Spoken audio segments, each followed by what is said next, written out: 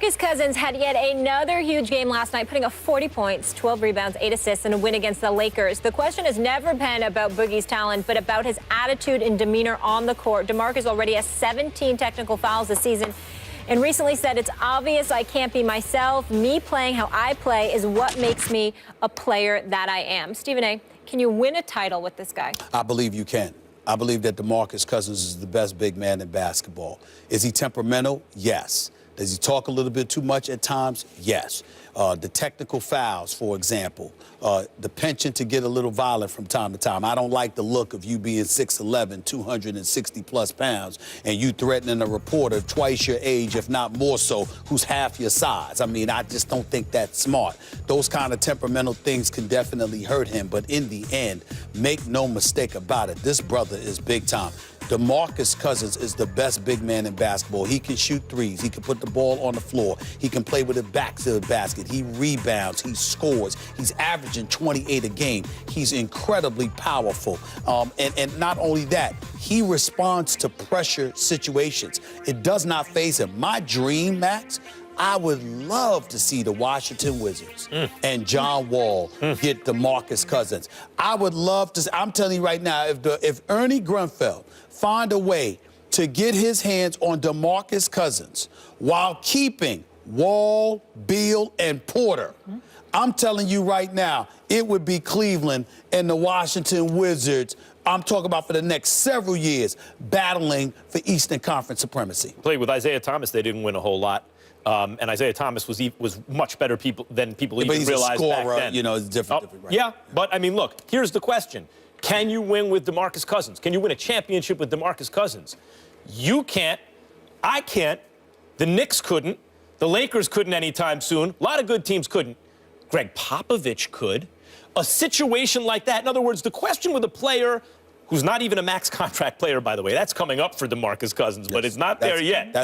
He's also kind of inexpensive for what he does. That temperament is what has affected him. No question about it. But the question with a player like Cousins, who has an issue with his temperament, but is incredibly talented, is can you win a championship with him? Can he be the best player on a championship team?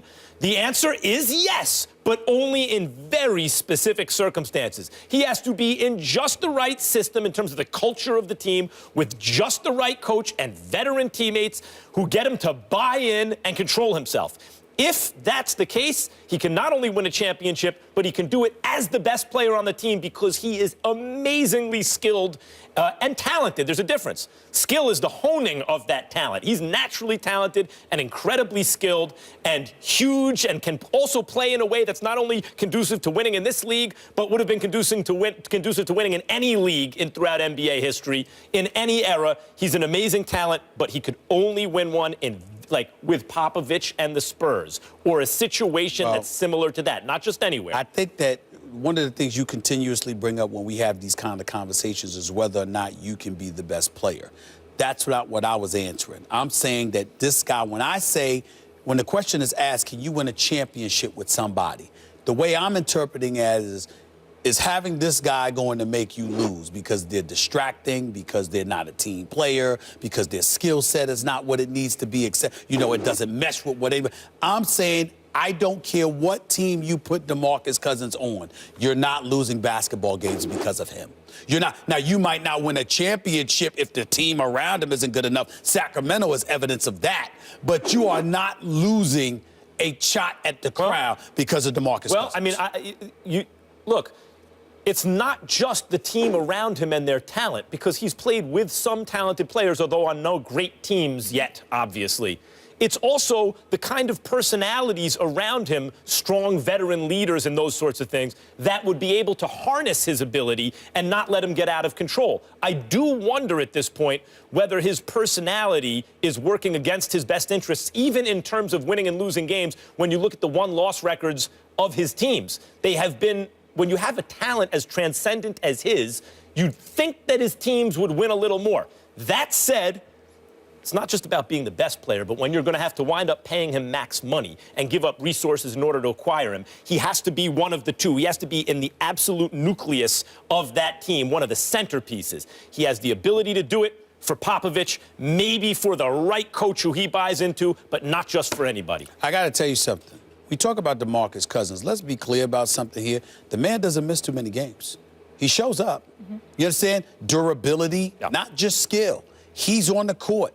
He's averaging 28. He's averaging 28. I mean, this brother's on another level, and we have to appreciate it. And I really, really think somebody like the Washington Wizards, 28 and 10, shooting 45% from the field and 35% from three-point range as a big man. He's an excellent player. If he wants to be a great player, he'd better start winning. You know who else showed up?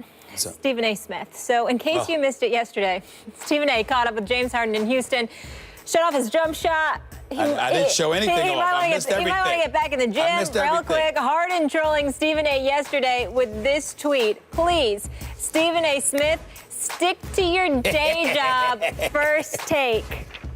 You know what? Coming from James Harden, he could say that. I deserve it. I mean, I showed up in front of him. Now, I want to let everybody know the condition. Showed up. He would not let me practice. Excuses. And he made me go outside the three-point line. I'm shooting an NBA three. I haven't even had a chance to practice. That's pretty bad. But in the end, he got me with this one line.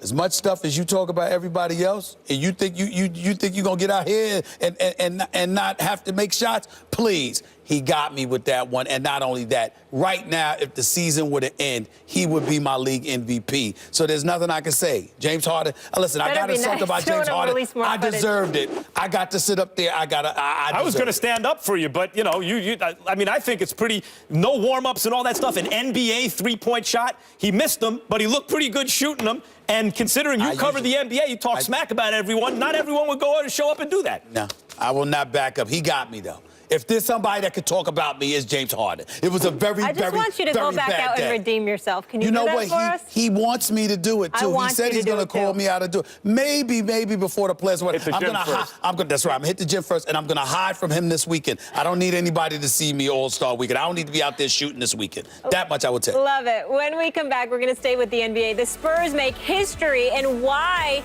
does this have Max more frustrated with what's going on with the New York Knicks? He will explain that in his final take. Stay here.